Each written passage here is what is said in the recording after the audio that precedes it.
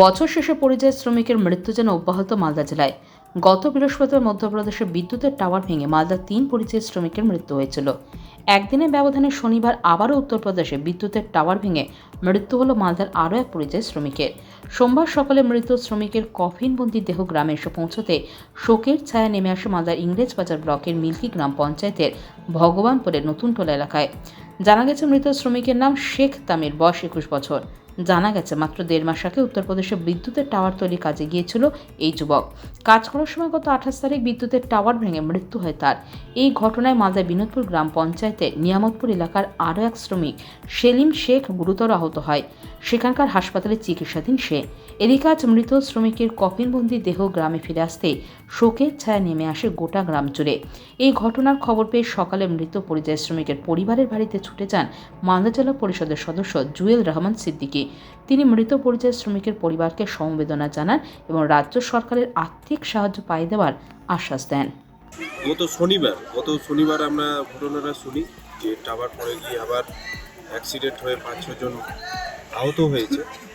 আমরা তৎক্ষণিক সাথে আমরা পরিবারের সাথে আমরা জনপ্রতিনিধিরা এবং পাড়ার যারা আছে সবাইকে নিয়ে আমরা ওনার বাড়ি যাই। আমরা সরকারিভাবে যত রকম সাহায্য করার আমরা সাহায্য করব এবং আমরা জনপ্রতিনিধিরা যারা আছি আমরা সঙ্গে আছি, পরিবারের পাশে আছি। আমার ছেলে 1.5 মাস হলো যাওয়া বাইরে, মানে টাওয়ারের কাজ, আমরা গরিব লোক, ওরকম আমাদের ঠিক মতনই হয় না। তার জন্য আমার ছেলে কষ্ট থেকে কাজে গেছিল। কাজে যাওয়ার পর গতকালকে আমার ছেলে ডেট হয়েছে। আমরা প্রবাস হয়, তার জন্য আমরা চাই আমাদের যদি কিছু হয়। কি কাজে গেছিল আপনার ছেলে? টাওয়ারের কাজে গেছিল। কোথায় এটা? Allahabad ইউপিতে।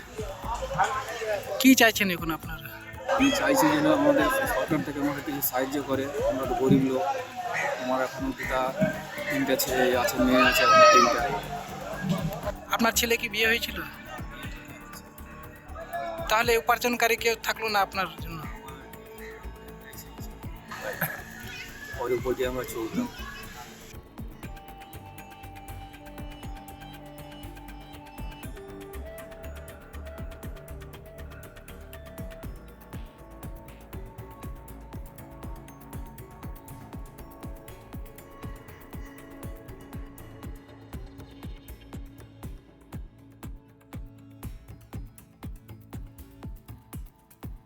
Bureau news Bangla Times.